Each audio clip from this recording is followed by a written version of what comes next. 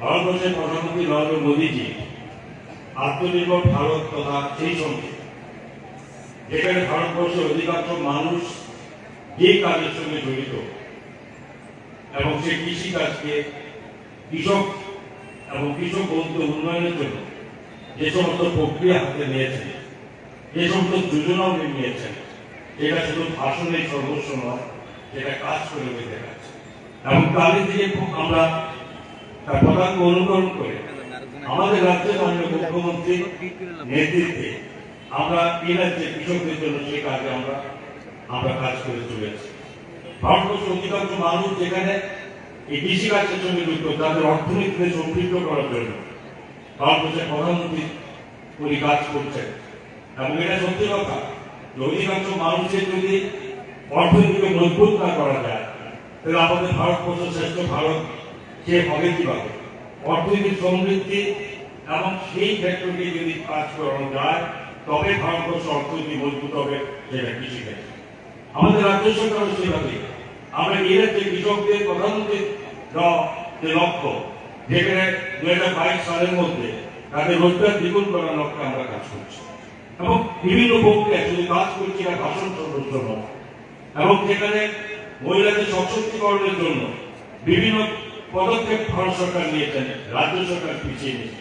মহিলাদের চাকরির ক্ষেত্রে যেখানে রিজার্ভেশন করা, যেখানে মহিলাদের পুলিশের চাকরির ক্ষেত্রে 10% রিজার্ভেশন করা, মহিলাদের সশক্তিকরণের জন্য যেখানে এক্সেলেন্স গ্রুপের মাধ্যমে মাননীয় মুখ্যমন্ত্রীর নেতৃত্বে যেখানে বিগত সরকারের সময় 4000-এর কিছু বেশি ছিল, আজকে মাননীয় মুখ্যমন্ত্রীর নেতৃত্বে সেখানে পৌঁছে গেছে প্রায় আরো 28,000 বেশি, যেখানে এই এসএসজি গ্রুপের মাধ্যমে মহিলাদের তাদের রোজগার উপার্জন প্রায় 277 কোটি টাকার মতো তাদের রোজগারের সেখানে লোনের ব্যবস্থা করে দেয়। মহিলাদের জন্য কিছু করার আমরা এবার ঠিক করেছি রাজ্যের মধ্যে যে সেক্টরকে সবচেয়ে বেশি গুরুত্ব দেওয়া, যে সেক্টরকে বেশি গুরুত্ব দিয়ে ভারত সরকার দিচ্ছে, যে সেক্টরকে বেশি গুরুত্ব দিচ্ছে রাজ্য সরকার, তাদের সেই সেক্টরকে আমরা এক নতুন পদ্ধতিতে পাওয়া চেষ্টা করেছি। এটা শুধুমাত্র রাজ্যের ইতিহাসে নয়, যারা ভারতবর্ষের ইতিহাসে এই প্রথম 100% মহিলা দ্বারা কোন কৃষি মহকুমা আমরা এখানে শুরু করেছি, কাপানিয়া কৃষি মহকুমা। আজকে কাপানিয়া মানুষের কাছে আমরা অবশ্যই বলতে পারি যে এই অভিজ্ঞতা, এই আনন্দ, এই সময় যেটা আমরা মানুষ যেটা আমরা দিয়েছি, এটা আগামী দিনে বিশ্বাস করি যে মহিলারা আরো বেশি শক্তিশালী হবে, মানসিক দিকে শক্তিশালী হবে। আজকে মহিলারা কোথাও পিছিয়ে নেই, যেখানে প্রায় যুদ্ধ বিমান থেকে শুরু করে বিভিন্ন জায়গায় যেখানে পৌঁছানোর কথা, সেখানে আজকে মহিলা পৌঁছে গেছে। আমরা কেন পারবো না? আমরাও করতে পারি, তাই আমরা এখানে শুরুয়াত করি। এবং এখানে নয়, মাননীয় মুখ্যমন্ত্রীর কাছে আবেদন থাকবে কৃষিমন্ত্রী হিসাবে, যেটা নয় আমরা চেষ্টা করবো আমাদের সংখ্যাগত যেখানে মহিলাদের, যেখানে আমাদের এই কৃষি দপ্তরের যারা কাজে নিয়োজিত আছে, আমরা চেষ্টা করবো যেখানে যেখানে সম্ভব অন্যান্য ডিস্ট্রিক্টে যাতে আমরা এভাবে মহিলা পরিচয় কোথাও একটা মহকুমা চালু করতে পারি কিনা, সেই ব্যবস্থা আমরা চিন্তা চেষ্টা করবো। এবং এটা স্বাভাবিকভাবে যে আজকে রাজ্যের কৃষি দপ্তরের উদ্যোগে আমরাও সেখানে পৌঁছানোর চেষ্টা করেছি।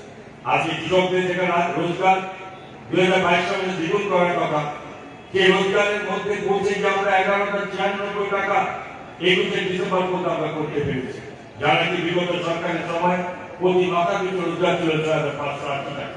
এখন আমরা ঠিকই বলেছেন মাননীয় মন্ত্রী রামপদ জমাতিয়া মহোদয়, আমরা বেশি দূরে নেই, আমরা আমাদের সেখানে দ্বিগুণের জায়গা অবশ্যই আমাদের ইচ্ছা করা হয় আমরা পৌঁছে যাবো, তাতে বেশি যেতে পারে। তো স্বাভাবিকভাবেই রাজ্য সরকারও প্রতিটা ক্ষেত্রে, যেমন ফসল বীমা যোজনার ক্ষেত্রে মাননীয় মুখ্যমন্ত্রী এই ফসল বীমা যোজনার উদ্যোগে যেখানে কৃষকদের মাত্র প্রাণী প্রতি 10 টাকা, যেখানে এই ফসল বীমা যোজনা দিতে হয় প্রিমিয়াম, বাকি সব টাকা রাজ্য সরকার বহন করে। আমরা বিগত 2 বছরের মধ্যে প্রায় 12 কোটি টাকার মতো রাজ্য সরকার আমাদের মুখ্যমন্ত্রী দেওয়া, সেখানে আমরা এই ভর্তুকি দিয়ে কৃষকদের আমরা সেখানে এই ফসলের জন্য আওতান পেয়েছি।